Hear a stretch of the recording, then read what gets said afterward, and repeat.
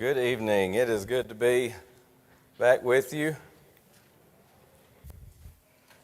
Several weeks ago, we were, my family and I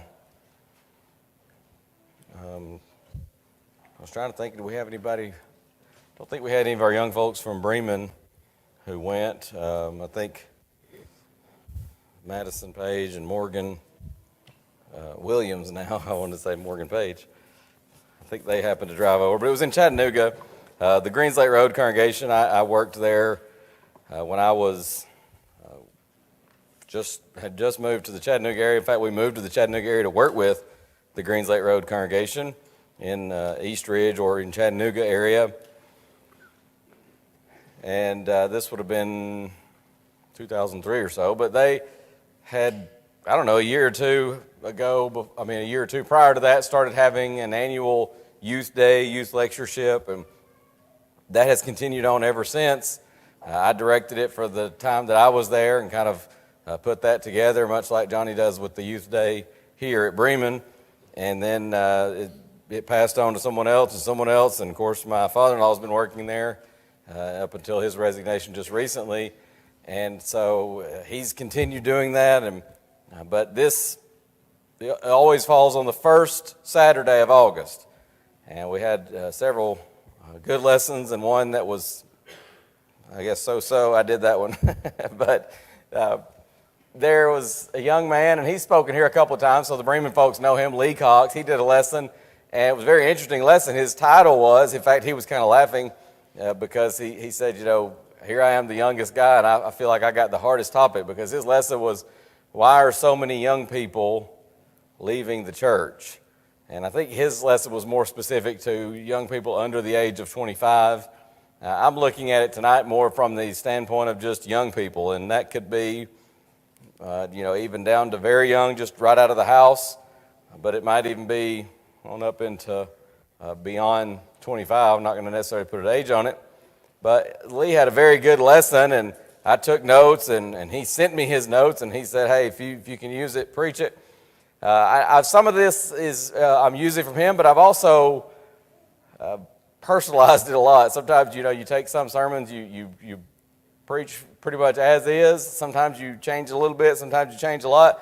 This one I changed a decent amount, but some of it is still based on Lee's material, because he did a very, very good job with this. In fact, Lee himself would fall into that under 25 years old category. And so I thought it was a very good, very appropriate, timely topic, because here's the bad news. We are losing a lot of young people in the Lord's church. However, there is good news. I think there's a fine line sometimes finding the balance between realism and just outright pessimism. And sometimes you will hear some people, sometimes even some preachers, and to hear them talk, the Lord's church is basically like on hospice care, and it could just be any day now that the church is just going to die. And so all we can do is just sort of gather around and pray, and we lament over that. And look, there's no good accomplished when we just bury our heads in the sand and act like, oh, nothing's wrong, everything's fine, the church is great. Don't ignore the problems. But I read in a book somewhere that the God of heaven was going to set up a kingdom which shall never be destroyed. That's Daniel 2:44. The Lord's church is never going to just cease to be. Is there room for improvement? Certainly. And so, as I said, the bad news is, we are losing a lot of young people. But the good news is, we have young people that are serious about serving God. We have young people that want to do what's right. And there is good news even for those who leave, because statistics show. In fact, I remember this very well. It was, this fall will be 10 years ago. The first meeting we had not long after I came to Bremen to work with the congregation here was Phil Sanders. And Phil was talking to me about this, and he was kind of saying the same thing, like, look, sometimes people get gloom and doom on us, and I'm not trying to deny that we are losing a lot of young people. However, there have been some other surveys and things like that done by some members of the church that show a lot of them come back. Maybe they leave. It might be going to school, to college. It might be going into the workforce, and they kind of lose their way for a little bit because sometimes being out on their own, mom's not waking you up to go to school. Mom's not waking you up to go to church, to Sunday school, and so on and so forth. And so sometimes they lose their way for a little bit, but a lot of them were coming back. But again, we don't want to bury our heads in the sand because here's the reality. Some of them don't come back. And the sad reality is some of them do not live to have the opportunity to come back. So what we want to do, if at all possible and wherever possible, is to, as the old saying goes, shut the back door and seal it. But it is a very valid question to ask, why are so many of our young people leaving the church? And I'm going to tell you something, I've been doing this for a long time, this being preaching and working with people. I make absolutely zero claims to be some kind of an expert, but I think we all understand experience does become a pretty good teacher. I've done this a long time, and one thing that I notice so much in the church, and I'm talking Bremen, other places as well, is that a lot of times I spend time in the homes of men and women who are older. The kids are grown and gone, and they are faithful, but many times their children are not. What can we do to kind of reverse that trend? Again, I don't pretend to have all the answers, but here's where I went a lot off script from kind of how Lee approached it in his lesson, because I got to thinking about this and some of the points that he made, and with just a slight twist on them, I was thinking about something. My boys and I, we are big hockey fans. We like to watch hockey. We like to watch the St. Louis Blues. That's our team. But even if you like football, basketball, whatever your sport is, a lot of times they come on at the beginning of a game and they talk very early in the game about here are the keys to the game or the keys to victory, right? We sometimes joke because on the St. Louis Blues broadcast, it's almost always sponsored by Toyota. So they'll say, here are the Toyota keys to the game. And usually it's 2 or 3, maybe sometimes 4 things that if the team will do this, they're almost sure to win. And I thought about that, and I thought, well, when you ask why are so many of our young people leaving the church, what are some keys to the game? We understand it's not just as trivial as a game, but we sometimes use that illustration or metaphor, the game of life. What are some keys to trying to keep our young people from leaving? There are a lot that we could talk about. I've got it down to 3 here, and I'm using some of the lingo. I laugh because again, my boys and I, and I think some of you all and I have talked about it before. Whether it's hockey or football or basketball, whatever the sport, there's lingo that goes with that sport. And one of the things that I used to be very adamant about when I'd watch the broadcast is and when the period ends, hockey has its 3 periods, but when the period ends, they'll grab one of the players and they want to do a quick interview with him. And I'm telling you, it's like there's a recording. And there are about 3 different variations of this interview, and you literally could just hit play and it would be the same as that guy giving the interview because they all say the exact same thing. And every now and then you get a player or a coach that doesn't, and they create all kind of waves in the media. And people love them, people hate them. I tend to love them because I just get sick of hearing the same old canned thing over and over again. They have this canned speech that just is the same. So I looked at, and some of these things are some of those, at least in the realm of hockey, but I think all these probably would apply across the board for most sports. So what do we do? What are our keys to the game as far as trying to hold on to our young people and help them to be faithful once they're grown and gone from the home? Number 1, we got to play our game. This one, I mean, in hockey at least, they go to intermission, right? They go to a commercial break, they come back, and they've got this player, and here he is. He's usually pouring sweat. He's just been out there playing. And they say, what do you think about that period or whatever? If they're winning, if they're ahead at that intermission, at some point in that interview, he's going to say, we just got to keep playing our game. We're going to be fine. We just got to play our game. What's the key to holding on in the third period and getting the win? We got to play our game. If they're losing during that intermission, what do you need to do to get things back on track? Well, we just got to play our game. Right now, we're playing their game. We got to play our game. And I mean, it's like a recording every single time. I don't even watch the in-between, the intermission interviews anymore because I've heard it all. They all say the exact same thing. But we got to play our game. What do we mean by that in the spiritual application? Teams so often, and again, this applies to other sports as well, teams so often, to their detriment, will get lured into playing their opponent's style. Sometimes you have a football team that is a sort of a ground and pound type of team. They're not going to wow you with 50-yard bombs down the field, catch a wide open receiver, or throw it into tight coverage and the quarterback just drops a dime and gets it right in there. And man, that's not their game. Their game is they have the big eaters up front. They hand the ball to the running back, and it may not be that big a gain here and there in first quarter. Might not even be in the second quarter, but you get into the third quarter and the fourth quarter, and that team is so worn down from just getting pounded over and over.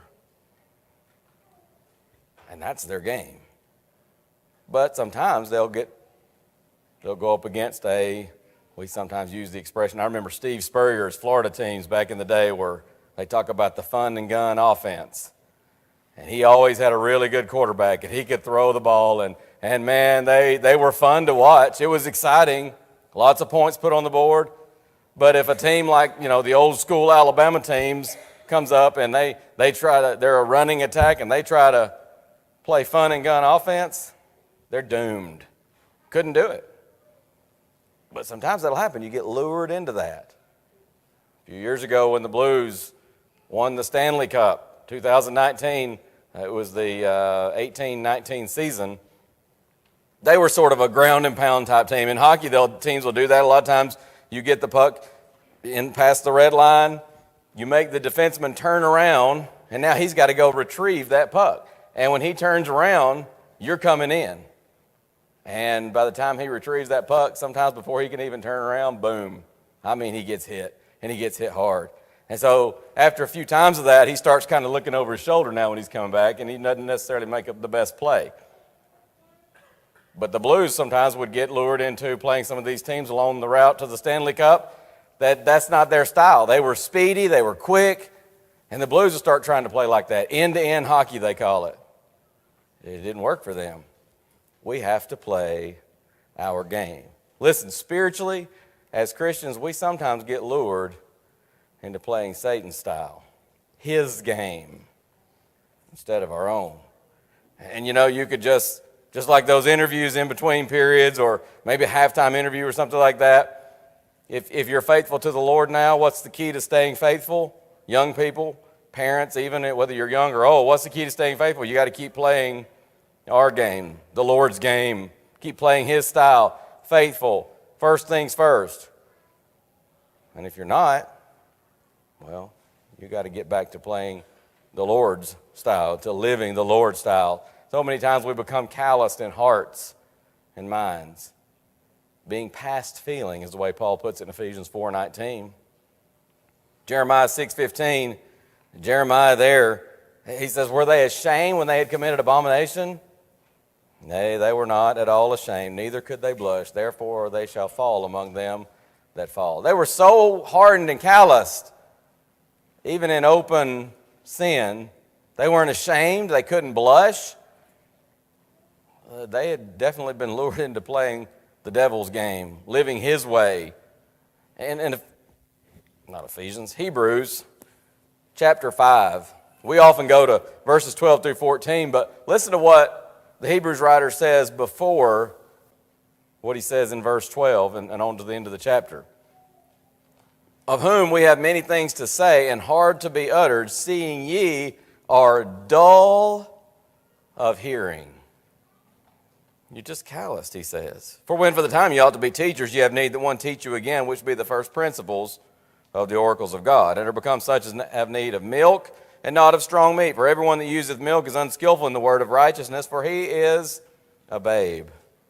But strong meat belongeth to them that are of full age, even those who by reason of use have their senses exercised to discern both good and evil. Callous hearts, calloused minds, that'll lead us to getting lured into playing, to living the devil's way, not the Lord's. Many times we just become more secular in our mindsets. It's the polar opposite of Deuteronomy chapter 6. If you want to turn to Deuteronomy chapter 6, it's a familiar passage, but it's one that we would do well to read and review and work on implementing in our lives over and over and over.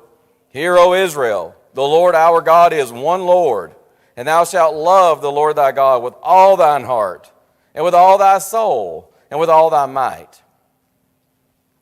And these words which I command thee this day shall be in thine heart, and thou shalt teach them diligently unto thy children, and shalt talk of them when thou sittest in thine house, and when thou walkest by the way, and when thou liest down, and when thou risest up. And thou shalt bind them for a sign upon thine hand, and they shall be as frontlets between thine eyes, and thou shalt write them upon the posts of thy house and on thy gates. In other words, all the time. That's living the Lord's way. It's not something that is a Sunday morning thing. It's not just something that is a Sunday morning, Sunday night thing. It's not a Sunday morning, Sunday night, Wednesday evening thing. It is a life.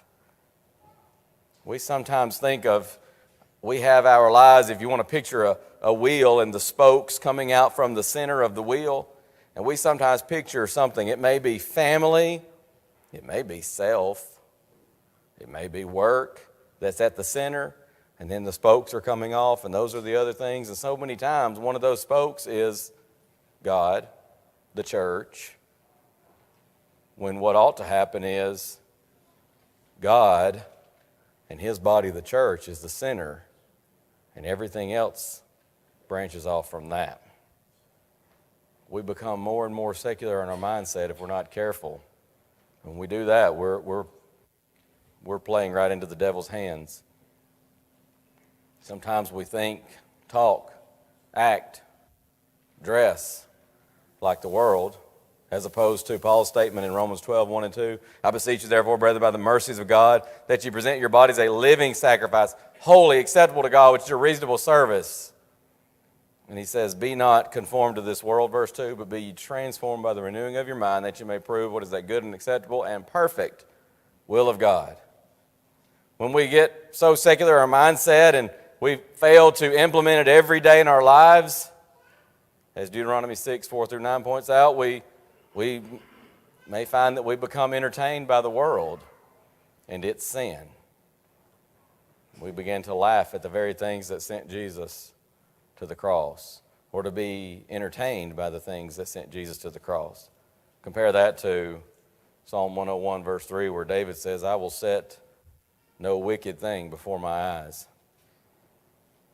And sometimes our mind just generally gets focused on the world instead of the Lord. And Paul says in Colossians 3, 1 and 2, if you then be risen with Christ, set your affection on things which are above, where Christ sitteth on the right hand of God. Where is our affection? Where is our attention? Is it more on the things of the world or more on the things that are spiritual? We might ask, well, how do I know if I'm playing the enemy's game as opposed to doing things the way God would have me to do?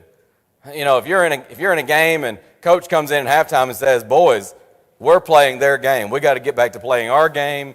And we're going to be fine, and we're going to make adjustments here. We're going to, you know, it's easier to see, perhaps, in a sporting situation, but sometimes it is pretty subtle because maybe you don't realize it. Maybe that quarterback who's more accustomed to handing the ball off he's getting lured by watching that other guy who's running that fun and gun offense, and so all of a sudden he starts thinking, well, maybe I could do that.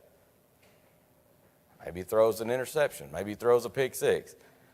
All kind of problems can result. How do we know spiritually, though, when we're playing into Satan's hands? There are a lot of things we could say, but thinking about this in terms of parents and children, I think I've just got 4 here, and I think they're very much worth our consideration and self-examination. You can run a little test here, a short test, and there's a lot more that could be said, but just this short test, it'll tell you if you're playing the devil's game or if you're living and striving to do as God would have you to do.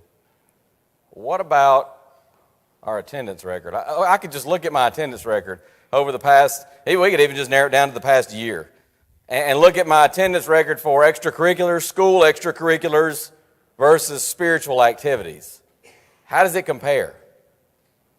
I would encourage you sometime just look at that and maybe even write it down. Here are extracurriculars, school, maybe even work for the parents. What's getting more of my time? What has priority on my calendar? Is it an activity of the church, whether it's a gospel meeting, vacation Bible school, Bible study, regular services of the church, or is it vacation? Is it sports? Is it something else? What has the priority on my calendar? And a lot of times, if we're honest with ourselves, we'd have to say, you know what, I'm playing the devil's game here. Are we more upset over unfinished homework or unfinished Bible class work? Sometimes parents, if the children, if they got a call from the school, said, hey, look, your child hasn't done their homework in 3 solid weeks. And the parents say, are you kidding me? I'm glad you let me know about this. I'm going to handle that right now. And maybe hang up the phone and get in here. We're going to talk. But if the Bible class teacher were to say, you know, your child hasn't done Bible class lessons in weeks, sometimes we kind of say, well, I mean, we've been busy. I don't think it's good to expect children to do that anyways. Is there a different mentality? Might just be playing the devil's game instead of the Lord's. What about missing services to finish homework as opposed to missing homework to put first things first and be there for the services of the church? I think I've mentioned before, there was a young lady, a sweet young lady that wanted to be at services, and sometimes on Wednesday night I'd ask her mama, where's so-and-so? And she'd say, she didn't get her homework done, so I told her, you don't get your homework done, you just got to stay at home and finish it. We're going to church without you. And I'm like, are you kidding? You talk about playing the devil's game. What, going to church is some kind of reward for getting your homework done? Good night. What are we doing? Let me tell you something. We want to help keep our children faithful. There's no miracle fix-all, cure-all. But if we want to go a long way toward keeping our children faithful when they're grown and gone, we better wake up and start playing our game, so to speak. Get our focus on things that are spiritual and talk about it and implement it day by day by day. When we rise up, when we lie down, when we're walking around, put it on the gates of the house. Doesn't mean necessarily literally write scripture, although if that helps you, writing scripture on your walls, by all means. Don't do it with a permanent marker or anything, children. Don't get me in trouble there. But we gotta focus on doing things God's way. Number 2, here's an expression that you'll sometimes hear: start on time. We got to start on time. A team may come out flat early in the game, and sometimes they come out so flat they give up a big lead, right? I've over the last 2 or 3 seasons, my boys and I, we've just kind of like get so frustrated sometimes at the Blues because they would come out and they may go down 3-0, 4-0. 3-4-0 in hockey is a huge, that's sometimes seemingly insurmountable deficit. But what would happen many times is they pick it up later in the game. Here comes the third period and they get a goal. And the next thing you know, they get another goal. And you start getting a little bit of hope. And then the game peters out and maybe they even pull the goalie at the end and they've got a flurry and they just can't quite get that tying goal. And we sometimes say, in fact, I often have said over the past few seasons, well, here we go again. Too little, too late. And I can't tell you how many times over the last couple seasons that at the beginning of a game, the Toyota keys the game, and one of them is start on time. You can't wait till the end of the game to show up and play and expect to win.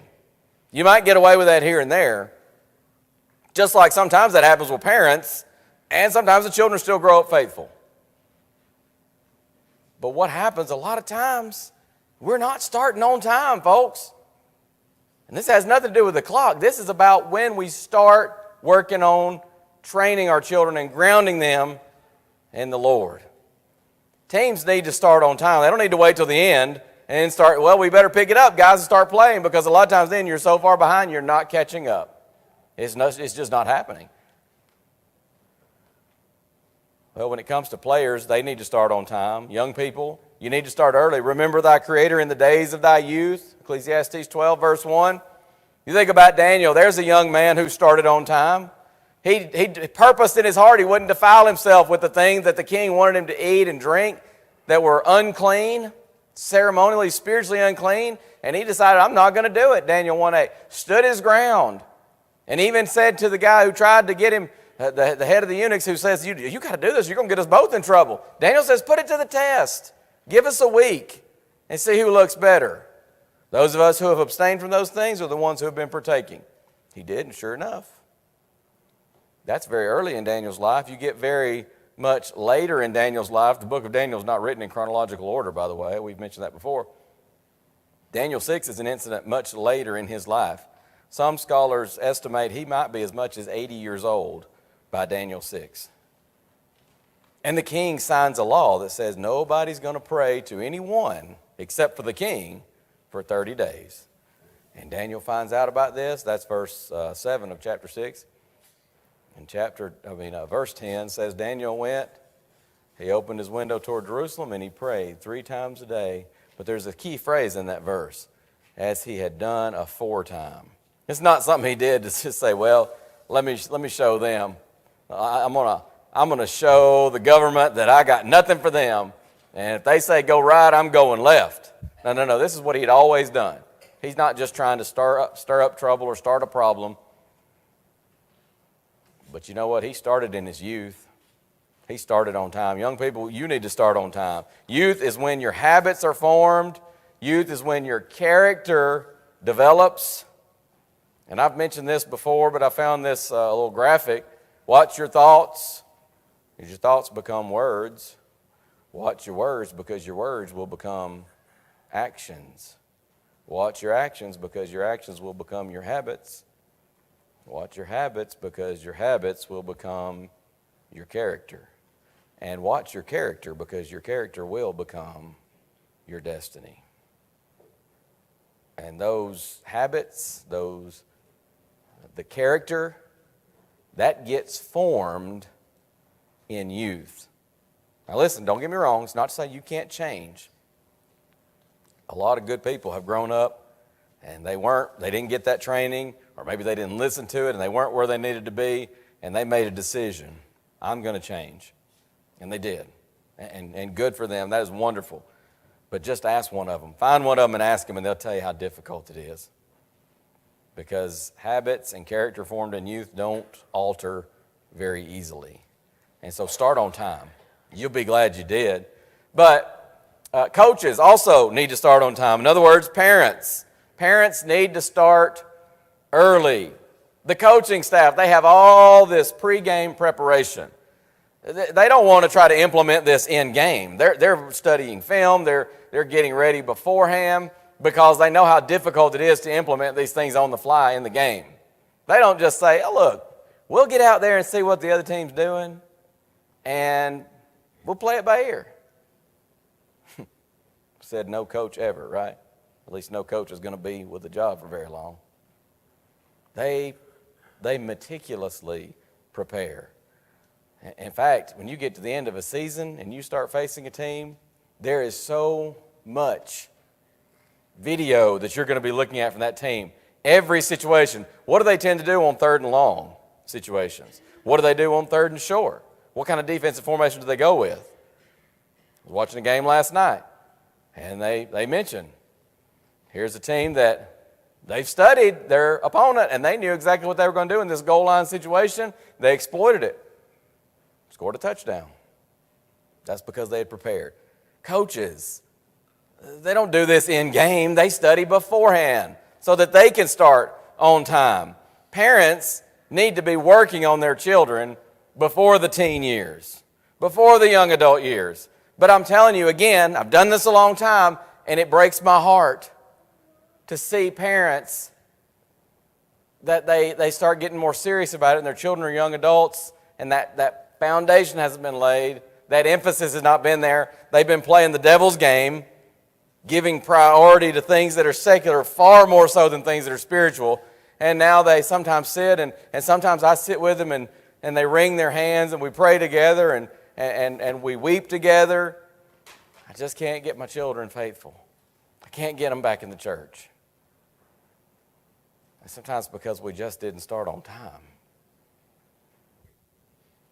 A lot of parents are faithful when the children are grown and gone. And folks, I'm telling you, this is like showing up late in the fourth quarter.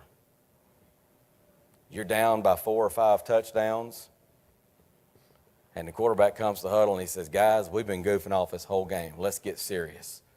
There's 2 minutes to go. Let's win this game. And the guys in the huddle are going, you dreaming, man. I mean, hey, appreciate your optimism, but it's not happening. This is too late. It sometimes happens with parents. And I'm telling you, if I could get down on my knees and beg parents, I will beg them, because if you don't prioritize it when they're young, don't expect them to pull a 180-degree turnaround when it finally clicks with you later on.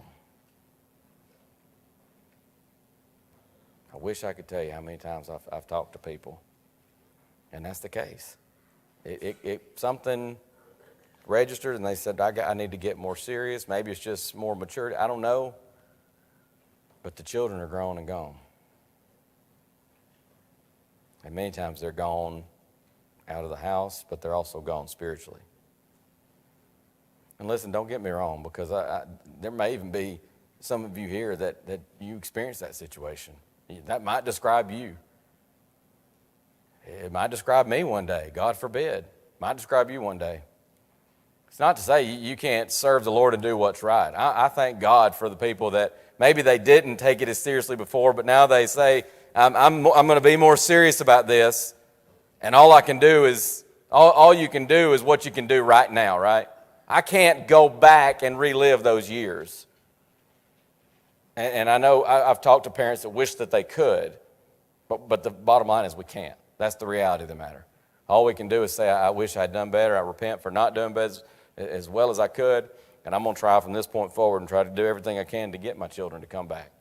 And God bless you for that. And I don't mean to sit here and be down on somebody for that, but I'm just saying what we also need to learn, and if any of those people could talk to us who are currently right now in the midst of child rearing, they would say, learn from my mistakes. Don't fall into playing the devil's game and putting secular things over spiritual things.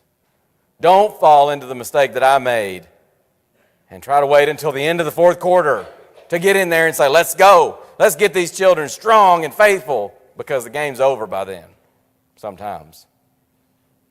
Start on time. And then third and finally, we often hear as a key to the game or a key to victory is buy in.